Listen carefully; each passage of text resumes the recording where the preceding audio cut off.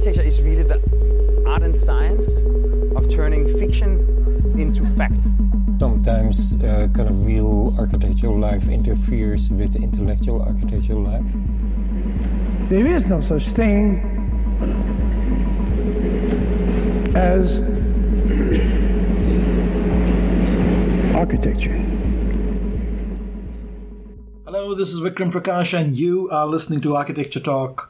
Each week we have a conversation with a contemporary thinker on issues of architecture and architectural thinking. We are interested in what architecture in the city has been in the past, what it is today, and what it could be in the future. Today I'm having a conversation with two University of Washington professors, Hou and Manish Chalana, who are in the programs of landscape architecture and urban design and planning here at the University of Washington.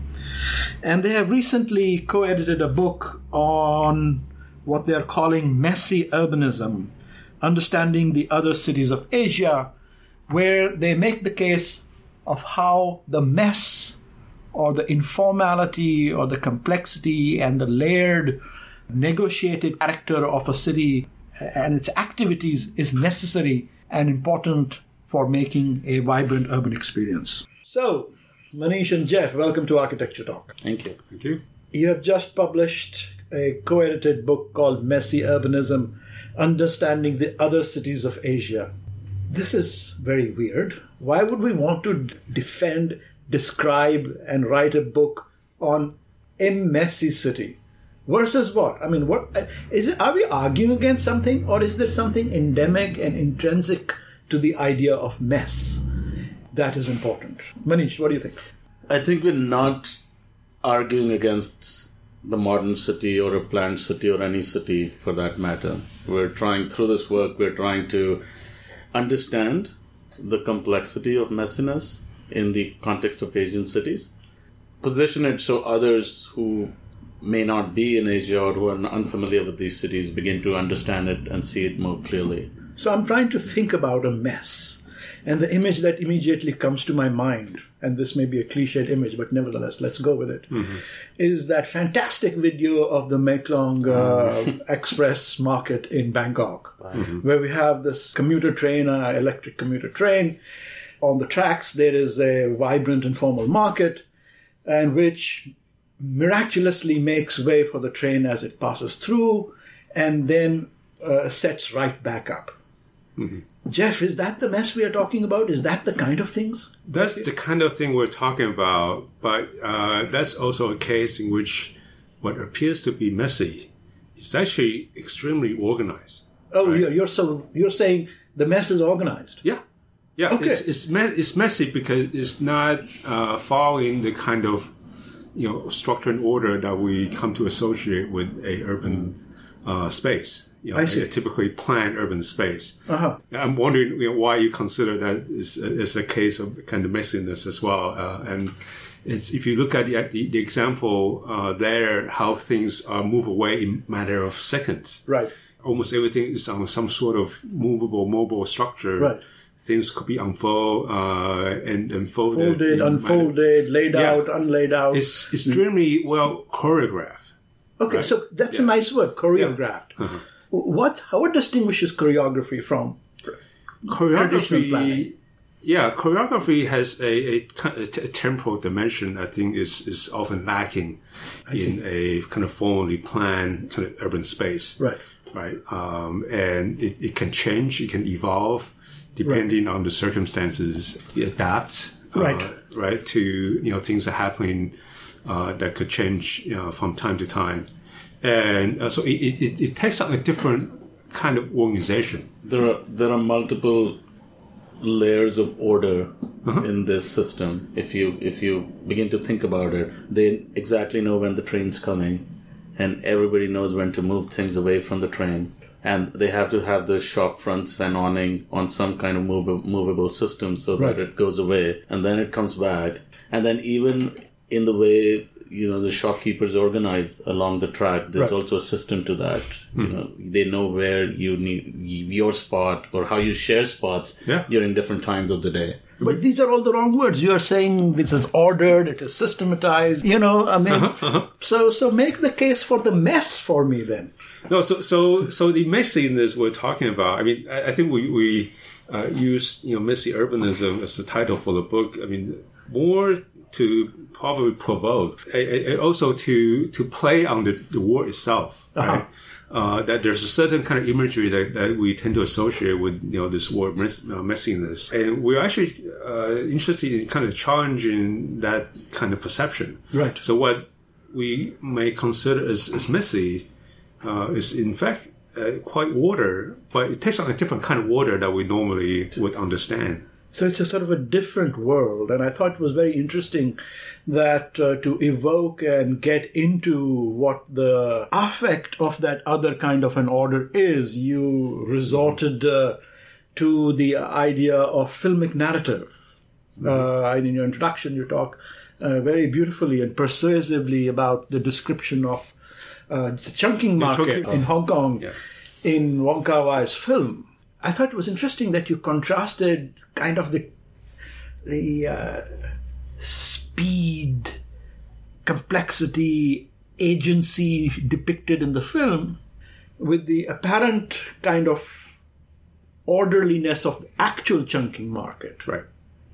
But then you went on to say, no, actually the apparent orderliness of the market actually belies a complexity which is, in a sense, I suppose, actually properly represented by the film.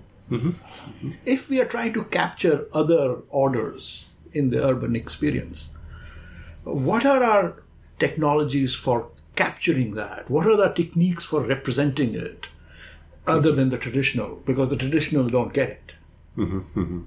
Well, one of the things, I mean, speaking of Hong Kong, one of the authors in the book, Michael Hsu, this wasn't part of the book, but he actually had one of his doctoral students work with him to do a time-lapse film, a video of a pedestrian bridge in Mongkok, in which they document how activity on the bridge changes over a course of 24 hours. Right. And in which you can, because it's compressed, so you can actually see things evolve within a matter of minutes, which kind of heighten the contrast that you don't actually see if it's just it's unfold in the regular kind of time frame. Right.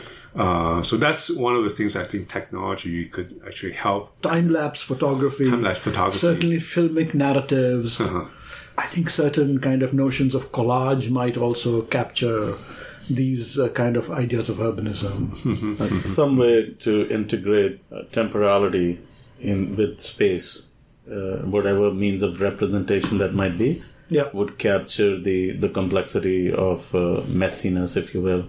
Right. And I am thinking of was it Charles Correa who did the street sections in Bombay. Mumbai, right? Yes. So in the night the streets are very different, how people organize it to sleep, and in the morning it has a totally different life. So the temporality of those sections was such an eye-opener for me as an architecture student, because we were not taught to do sections using time. That's right. You were just taught to do building sections. Right? That's right. That's a fantastic kind of landmark Charles Correa proposition, that if you look at the life cycle, the daily life cycle of the sidewalk, and in a sense regularize and formalize it, you get a completely different notion of what a space and a city is as an event, as a sort of a sequence of events. I mean, would you think the sort of Bernard Tschumy's concept of event city begins to capture some of these ideas? The city as the concatenation of space and time, which then could be called event. Mehrotra's concept of kinetic city also gets into that direction. That's right. So a lot of people are talking about this to sort of understand time and how it interfaces and plays with space in cities, and the kinetic city is taking that idea further. Let's say event or kinetic city, this idea that there is time must be taken into accord is true actually all cities, right? So let's push this a little bit and say what distinguishes this in the case of the Asian city that you're trying to talk about?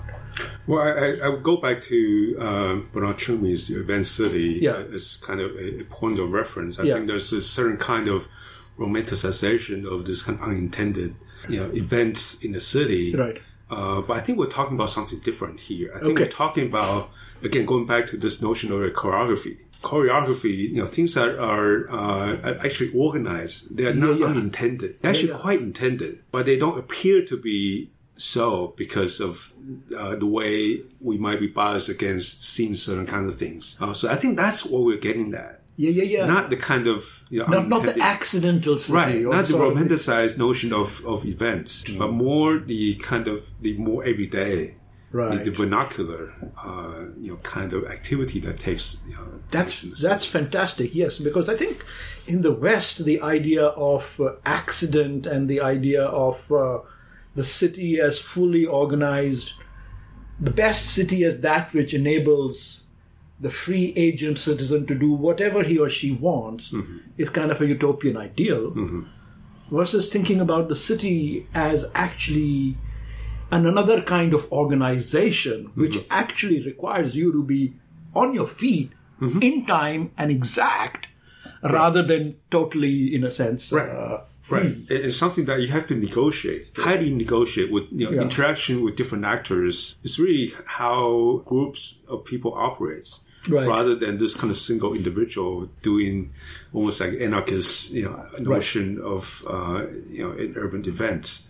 So the theory, if it sort of starts to push this into the future, and if we start to speculatively start making the argument that the Asian choreographed messy city is the template for cities for the future.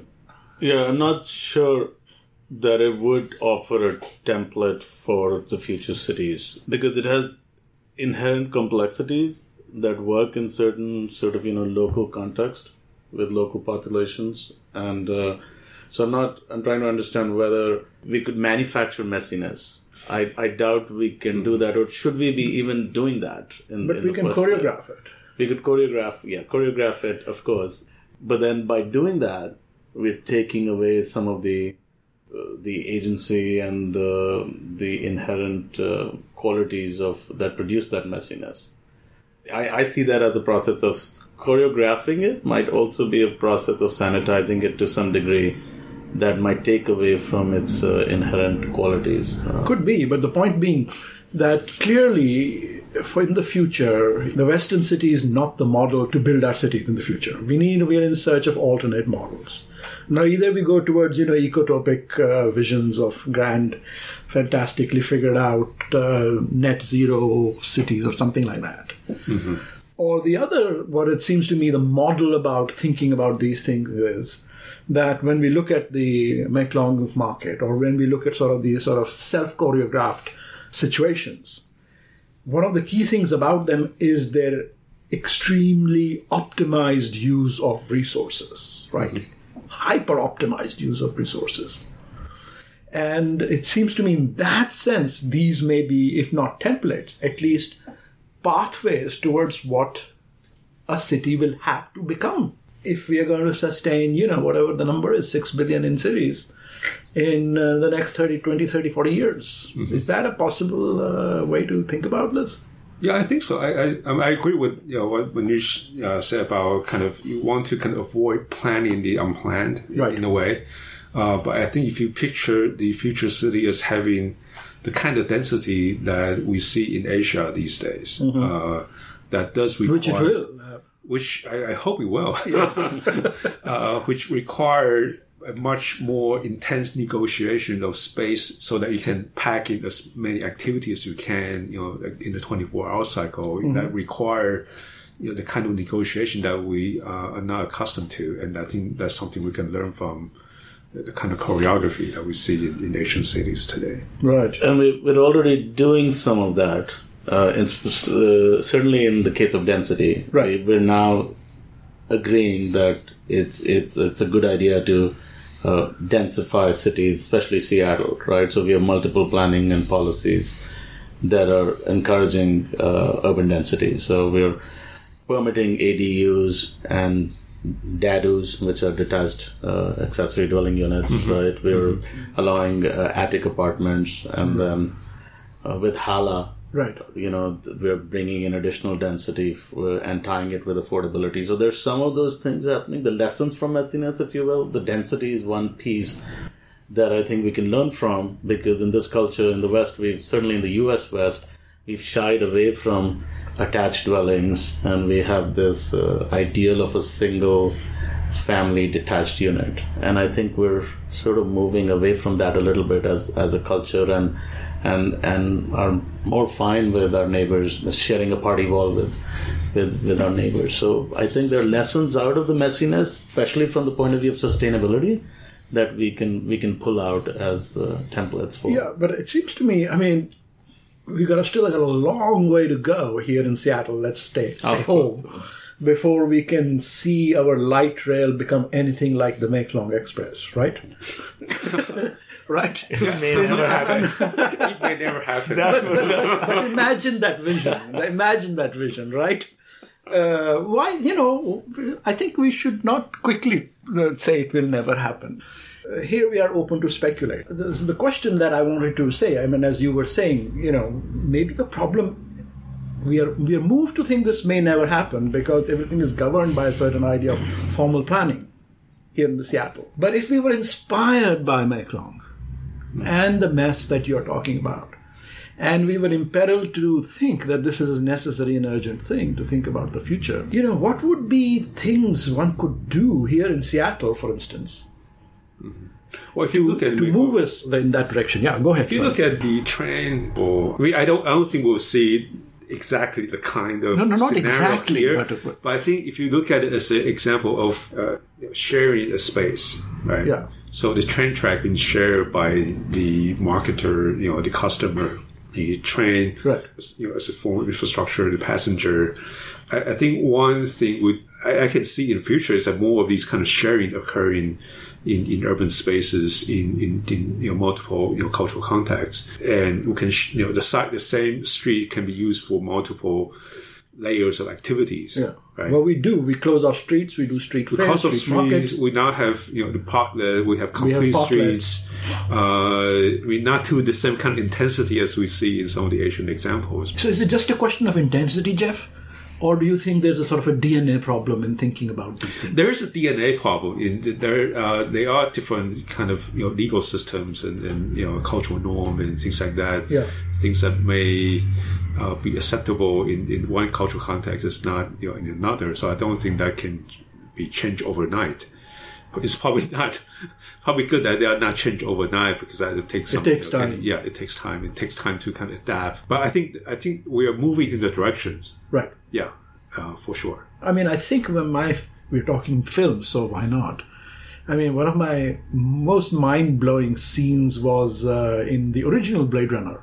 Mm-hmm. LA 2025 or some 26. Mm-hmm. And that scene of Harrison Ford in the LA street with all that informal market right in the middle of an imagined future LA, which feels like downtown Tokyo or something like that.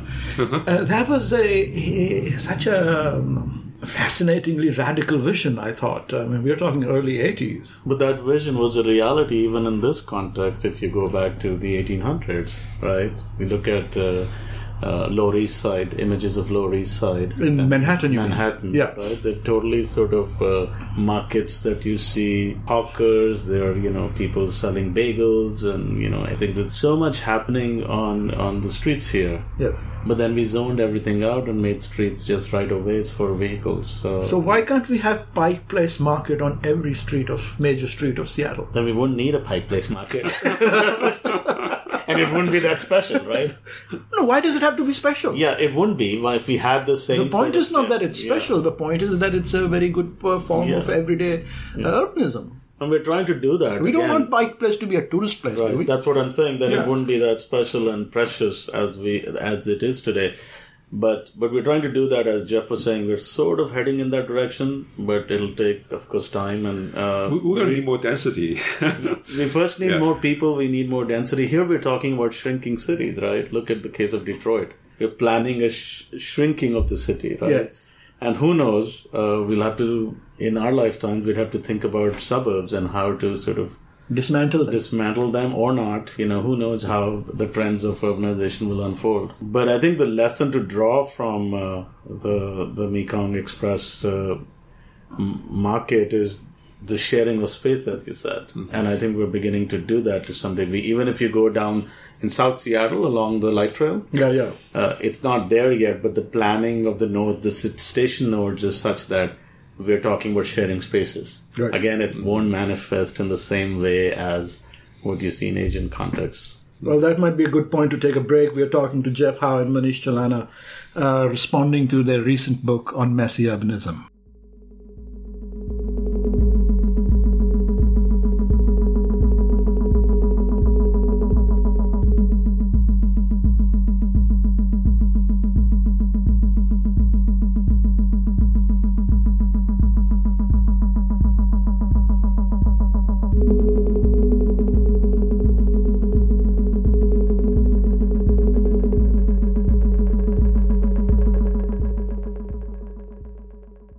Listening to Architecture Talk, and we are talking to Jeff Hou and Manish Chalana about the messy city.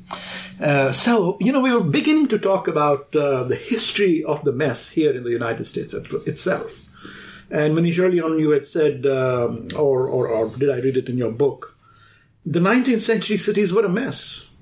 And if one can argue, an actual mess. In the West, in any way, the industrialization made a mess out of a city, and modernism and its colonially inspired logics of hygiene and so on were a response to that.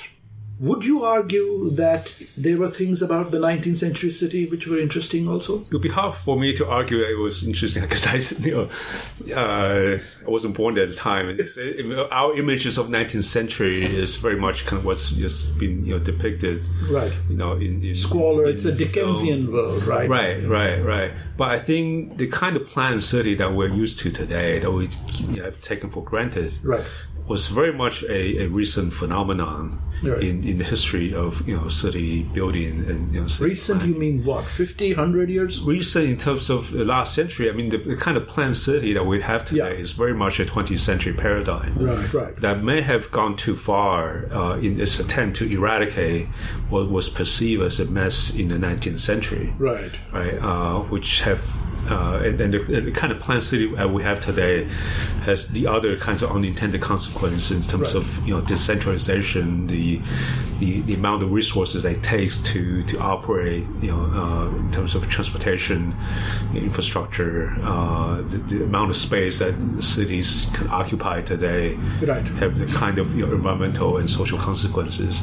And so I think it may be time for us to look back, but not necessarily to go back, but I think more to kind of fix what actually went wrong. Yeah, I think you're right, Jeff. It's in the way we've been thinking about cities and urbanity, what we've inherited is a late 19th century sort of concept. I think Chicago Exposition sort of positions it, the city beautiful and the white city. Right? It contrasts the squalor of Chicago, the industrial Chicago, to what a city could be, orderly. As in the devil in the white city. Yeah, absolutely, right? Yeah. So it does that, and we buy into that ideas and ideals of order and organization, right? And so we follow it, and perhaps we've taken it to the other extreme in our zoning and land uses and not being comfortable with mixed land uses and so on and so forth, right? So, and as we mentioned earlier, we're beginning to sort of now reflect on that and change some of that, but the process will take a long time. And there was a lot of benefits, I think, in the 19th century U.S. cities. One, of course, there was we were able to achieve mid-rise, high-density neighborhoods, which are, from our perspective, more sustainable. They did not rely on. But are they more messy? They are. Yeah, they were also messy in the sense, spatially more messy than the suburb. Than the suburb, and at that time, even the suburbs were coming up, right? The garden suburb movement was happening. Right. But let's move this in a little more sort of cultural dimension. And you talked earlier about, of course, we don't have enough people. in the cities. We don't have the densities. We don't have the numbers, perhaps.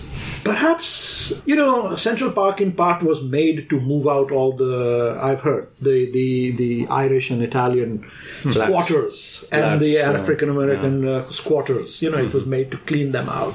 The history of racial segregation and cultural segregation is an endemic part of the planned character of the American city, right? I mean, we just bought a property here in Seattle where it has an old covenant, that black people weren't allowed, African Americans weren't allowed. They were, written right there in black and white. It's just unbelievable. They still exist. It still exists. It's just ignored, but it's still on the property deed. And contrasting that with the vision, back to my favorite Blade Runner image, with all this Asian food everywhere. And in the context of today's charged discussions around immigration in the country, I think the messy city also implies a certain kind of a cultural vision. Beyond sort of certain metrics of density and mixed use and so on. Would you argue, would you say that a kind of a cultural heterogeneity is necessary for that kind of a negotiated mess? Well, I think one of the things that we wanted to really kind of tackle in the book is how the notion of messiness is really kind of politically and culturally conditioned, right? Right. That one particular conditional phenomenon may be considered as orderly in by a certain group, but is considered messy by another group. So these are really kind of value kind of laden, perspective, and oftentimes is the marginalized, the social group, and their lifestyles and the places they occupy are often considered as messy from the mainstream society's perspective, and therefore they're often the ones that had to be, eradicated or regulated, or But are you arguing that they bring a richness to the city, which would lead to the argument a certain amount of marginalization is necessary? Well, I'm not saying that certain kind of marginalization is necessary. I'm saying that we have a tendency in our culture, and I think no matter which culture they are, to kind of marginalize certain kind of phenomena. And it could be because of racial, discrimination, in the previous time, or even continued today. But these, I think, are part of the social structure that I think produce these what we know conceptually as messiness. Right. And along with the concept of messiness comes, stigma, comes prejudice, biases, and tension and conflict in the society that could be better addressed. Yeah, and that's true. For instance, I've seen, at least in India, I imagine it's probably true in East Asia, Taiwan, etc. also, people who have been used to living and benefiting from the mess of the Asian city will very happily move into a gated suburban community and think of that as upward mobility, right?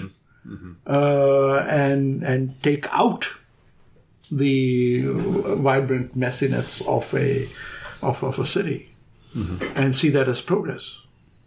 So, what I'm saying is that the same kind of discriminations, of course, also work throughout the world, right? Yes. In the context of India, we, and perhaps other parts of the world as well, we otherize the non-planned city.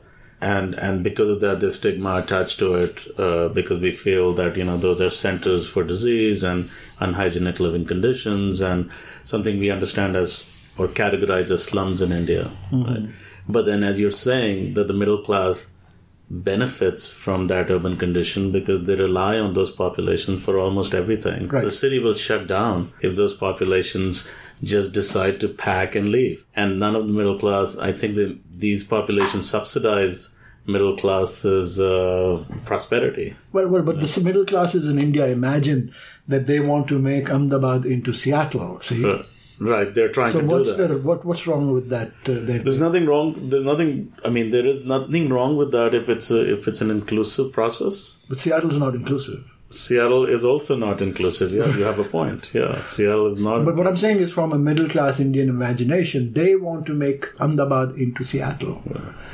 And so what is our argument against that? Well, I think they're trying to maybe make Ahmedabad into this imagined Seattle. Right. The actual Seattle may be messier than their imagination. And we have messiness in terms of the kind of social problem that come with prosperity, right? The homelessness, the disparity between different populations, the traffic congestion that we have.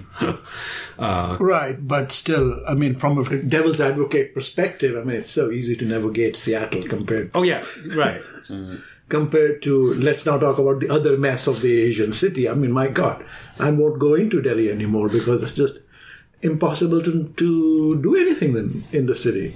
We have to take into cognizance the real mess of the Asian city. If you bring in the density of Delhi into Seattle, Seattle might start appearing like population density of Delhi into Seattle. Seattle might start appearing that messy, and you may not want to enter Seattle also. So we don't want that density. So no, the density. If Seattle had the density of Dhaka, then we would only need 10% of our land that we use right now within city limits. Okay, so we have 90% free for everybody. And if it had the density of Delhi. And granted, this is sort of urban level resolution, so things vary at the micro level. But if it had the density of Delhi, it would be only 20 to 25% of land needed for the whole population here. Right.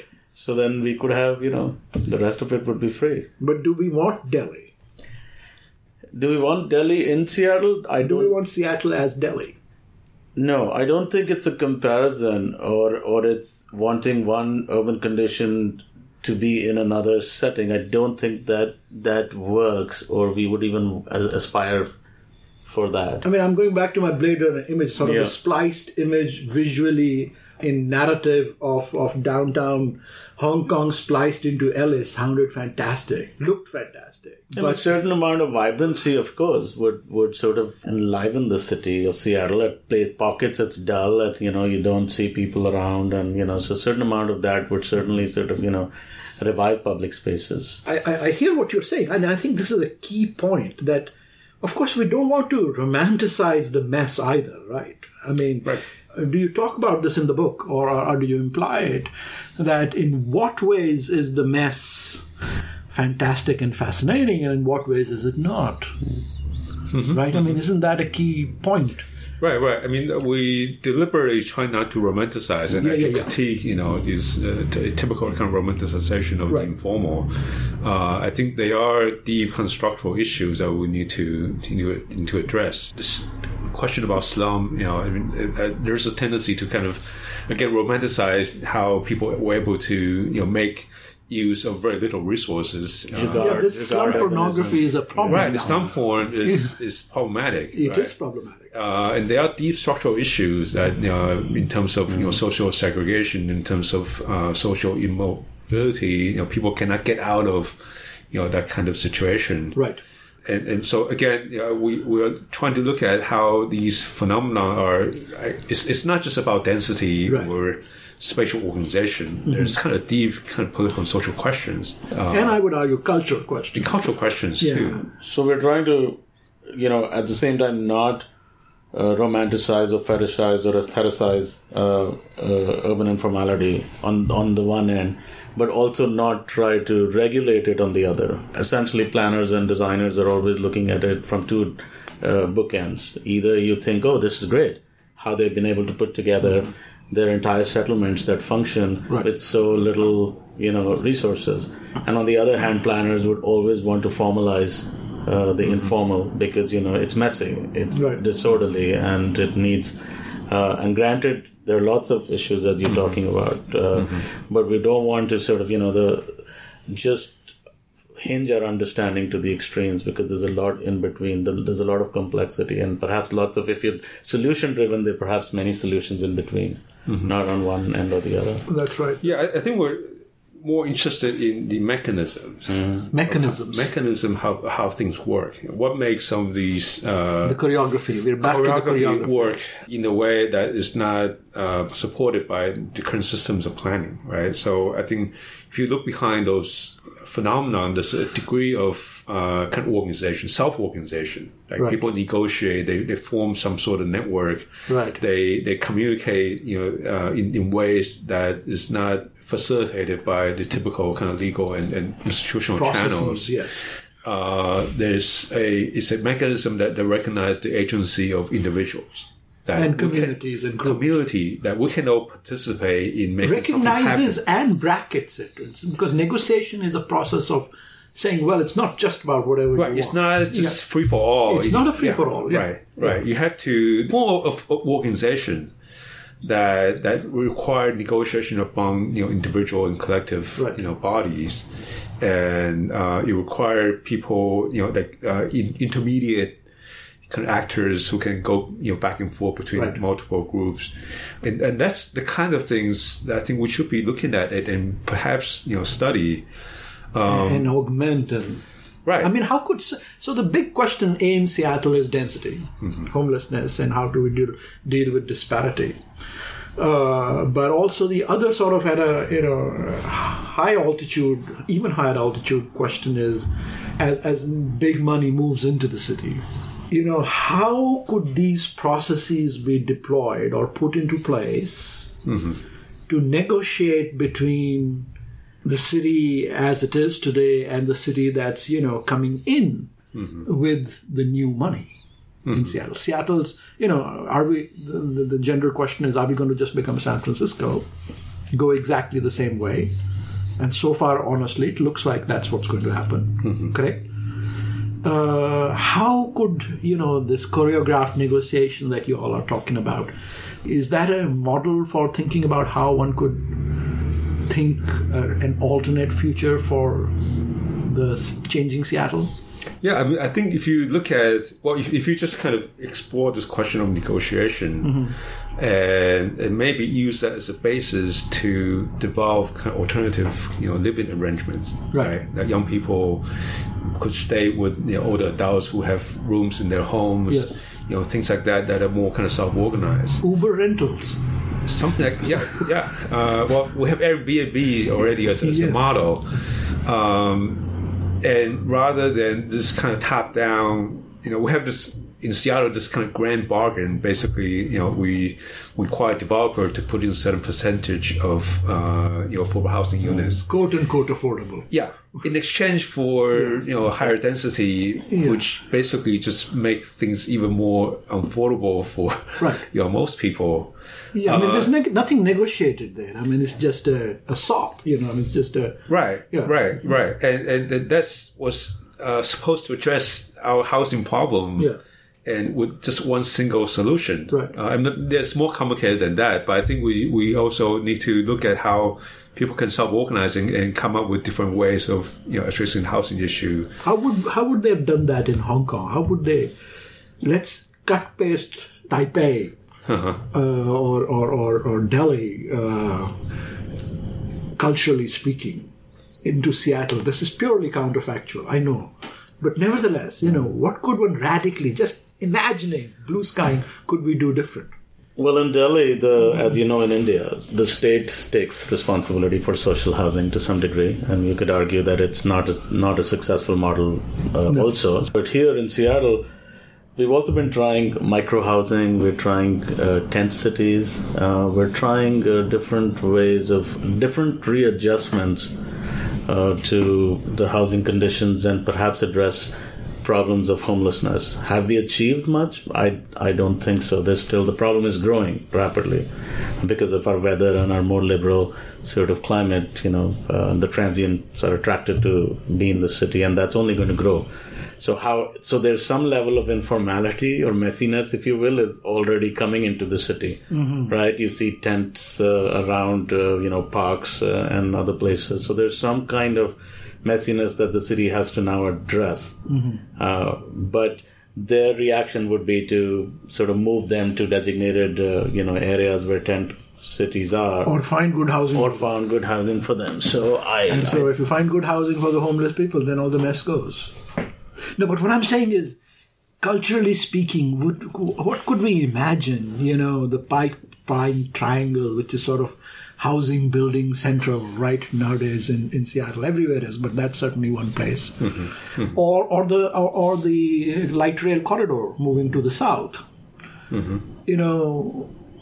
Culturally speaking, where there is a diversity of peoples, actually, where new immigrants into the city are settling into those areas, right? There's sort of the rich Amazon folk settling into pipeline area, and the other diverse population settling into the southern corridors. Mm-hmm.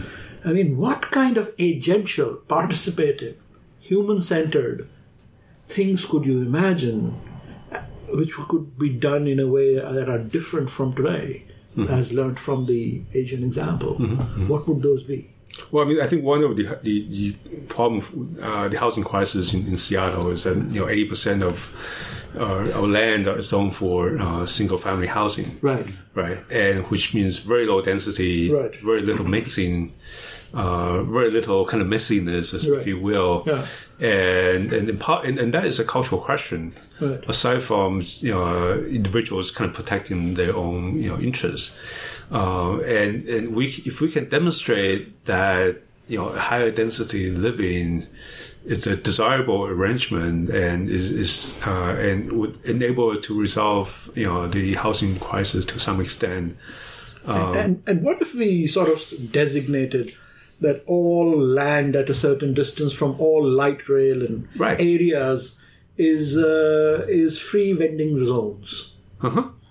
Like we have sort of a music law for musicians, street musicians. We could have a sort of a radical law for free vending. Right, it could be job opportunity for homeless people, right? I have pictures from South Seattle that I can share with you where I've seen people selling live ducks and chickens. Right. Yeah, so there's a lot of informality in that regard going on already. Yeah. I bought chilies and tomatoes last summer from a lady who was just sitting there on the sidewalk, just like you see in India or other places. And there were 4 women hanging around her and haggling over price. Right, so that kind of informality, in South Seattle. Right. So you see that we need to be thinking about making the city sort of creating spaces in the city for such uses. Again, not to orchestrate it too much. So how do you semi-choreograph something like that? Yeah, so because the city could then say, okay, this is an area where you can do informal vending. You can do anything. Which there is also night markets and all that. You're thinking about it, right? So that's also fine. I think it's a step in the right direction. Mm-hmm. But then that doesn't bring in the vibrancy that we are sort of thinking about, the spontaneity and non-planned sort of, chance encounters and occurrences on the streets. That doesn't do that. And I think... But even to acknowledge that these uses are happening in this global city like Seattle, which is the headquarters of Amazon and Microsoft, that says people are selling live ducks, even to acknowledge it and sort of have some spaces for that would be a good start. Yeah, I think it'd be so fantastic if we can imagine, enable, and legislate a future for a prosperous Seattle, which is different from the usual narrative. Or we just don't follow the expectation of whatever happened in the other digital parts of the world. So a prosperous city is a just city. And I think Seattle is already prosperous, but it's not just. Well, the thing is the Asian city just? Asian city is also not just, yeah. But I think it provides opportunities for multiple income groups to make some type of living. Yeah.